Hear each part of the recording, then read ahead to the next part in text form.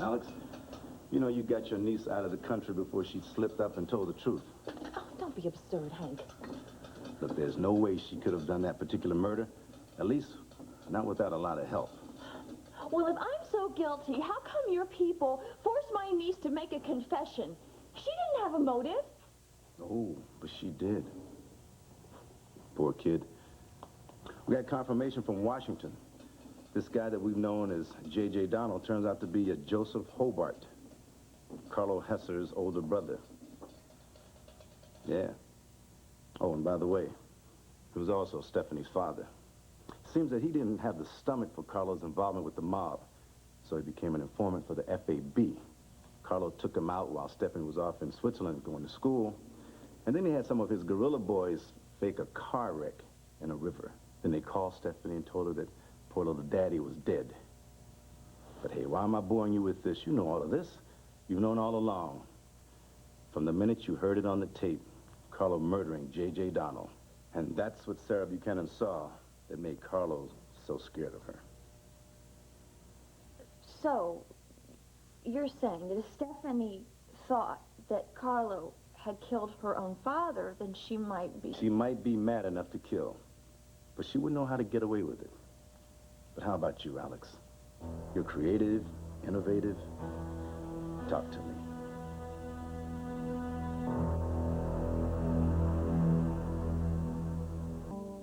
Want a little wine, my darling? Well, I guess not in your condition. I better go pretty easy on it myself, huh?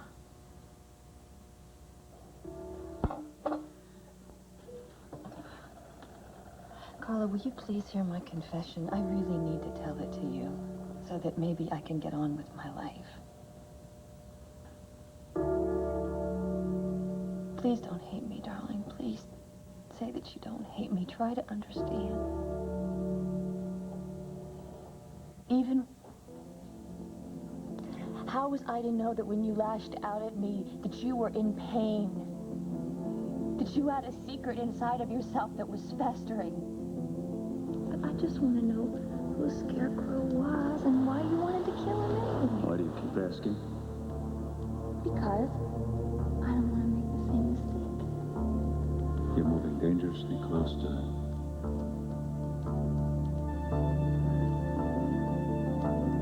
You never learn, do you? I don't want you ever to talk about the Scarecrow or the shooting.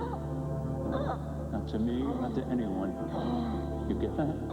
Yes, honey, too. Okay. That night was destined to be your last. I did find out about Scarecrow, didn't I? And he drove you crazy. I can explain everything to you. To stay out of my affairs. You've gone so far, right? You want to break you, Mrs. Hesser. We're married. In sickness and love, honor, and obey. I'll get out of here. Oh, you cut my soul with gentlemen. No, I would not. Out of here. Come on. Come on, get out. Come on. We don't want you catching your death, do we, Alex? Come on, get out of here. Get out. I was so upset by your rejection, Carlo, that I forgot to tell you the single thing that may have saved your life. You see, Stephanie knew about your secret, too. She had heard the tape. She had recognized her father's voice on it, pleading for his life. She had heard you yell for father. You broke my heart. Carlo, listen. It's too late for that.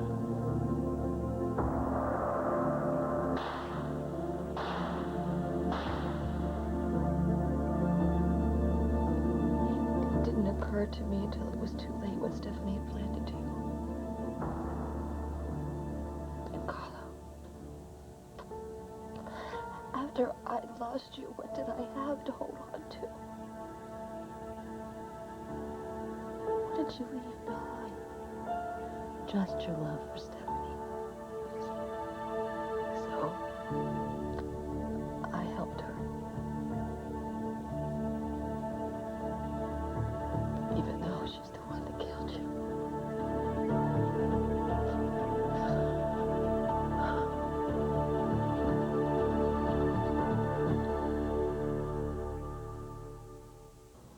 Believe me, my darling, I understand why your last words were forgive me.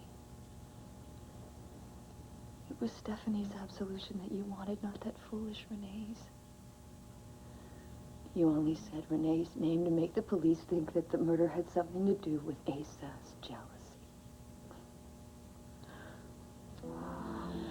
That's why, when I knew that there was nothing else that I could do for you, I did everything I could to help the one person that you loved in this world besides me. Your killer, Stephanie. You'd thrown me out, and I'd wandered over to Giorgio's.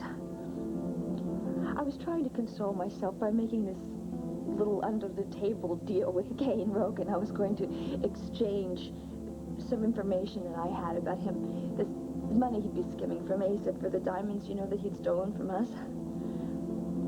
Everything's all arranged. Mr. Rogan, you're a godsend.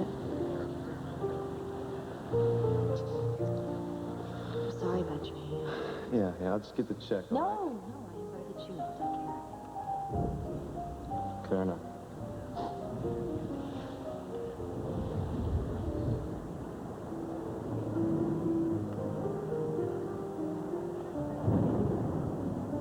And you know, something prompted me not to tell Kane that I'd found his little tacky bracelet. It was almost like I knew I could have some use for it later.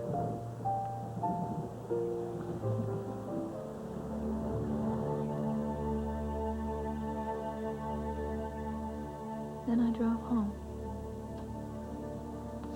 I was so hoping that you'd just let me right back into the house. But when I got there, you were out in the parking lot. Where was he going? I was thinking to myself. Max Sullivan's house was not at the top of my guest list. By the time I parked,